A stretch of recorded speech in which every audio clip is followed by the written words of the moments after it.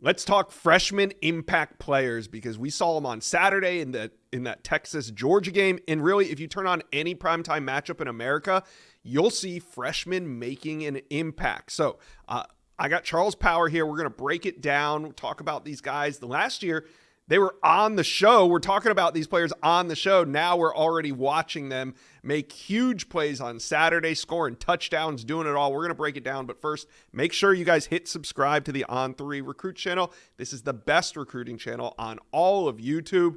All right, got Charles Power here. He's director of scouting and ranking at On3. Last year, Charles, you were on message boards defending your rankings on some of these guys to college football fans. Now it's evident why Jeremiah Smith, Ryan Williams, on the offensive side of the ball. Then we're going to talk on the defensive ball about Dylan Stewart and Colin Simmons. But it's obvious why these guys were not just 5-stars. They were 5-star plus prospects where the entire industry believed that they were instant impact 5-star players.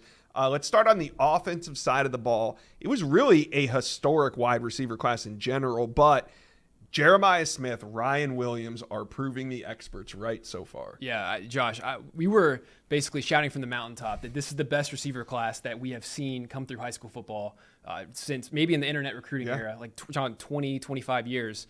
And Jeremiah Smith and Ryan Williams, I think, are arguably two of, if not the top two receivers in all of college football already as halfway through their true freshman years. I think Jeremiah Smith, we could look back on him as like the Adrian Peterson of receivers. This is a guy who came into college football basically NFL ready. Yeah. He has the build at 6'3", 215, 220, the technical ability, and is just, I think, in the work ethic. He's just kind of a complete prospect as a receiver.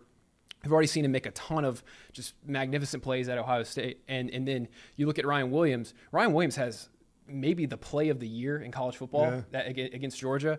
He is completely electric. This is a guy who's kind of just a mold breaker, coming into college football at 17 years old, making the plays he's making. I mean, he was a 2-time Mr. Football in Alabama as a sophomore and a junior, of course, reclassified. So these two guys are just phenomenal. I think they're probably the two best true freshman receivers that we've seen, I guess, to this point in a season, maybe ever. Yeah. So like historic prospects, historic players.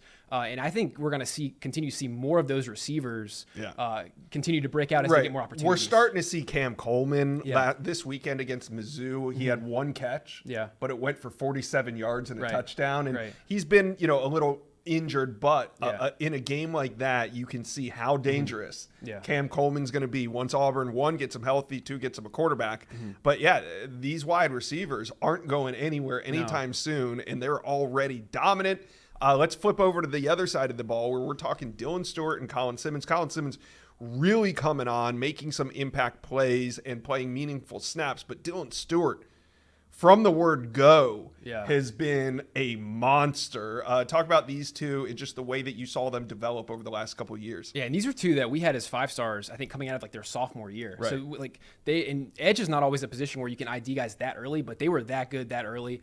Dylan Stewart went viral the first week of the season. Like people were going through the game film against ODU, and he went completely viral with some of the plays. And you're like, oh, is it just the competition? But it is not just the competition. Right. He is somebody that you have to game plan for week in and week out in a handful of games that he's only played. Yeah, and South Carolina has one of the top D lines in the country, and Dylan Stewart's a key part of that. He holds offensive schemes accountable. The guy on the other side of the defense, Kyle Kennard, is I think one of the top. I think he leads the SEC in sacks. So Dylan Stewart draws a lot of attention, and he's playing great. And then Colin Simmons is already the top pass rusher for Texas. Yeah, and we saw this in high school. Yeah, he was highly productive at Duncanville, especially as a junior. Leading them to a state title, and I think just kind of took that game over in the state title. I just always remember that. It's a key moment. He had several big plays. So Colin Simmons came into college ready to play. Playing a bunch of top competition, and I think we were already seeing the instant impact he's making at Texas. And Texas is a team that has a really good roster. So I think to come in and make that big of impact that early on one of college football's best teams says a ton.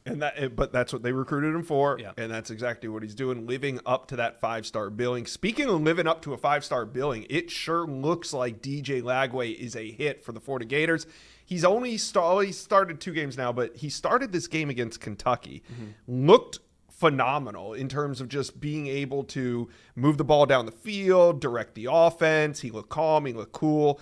DJ Lagway, we loved him coming out of Texas high school football, but this start that he's under, what's your projection on him?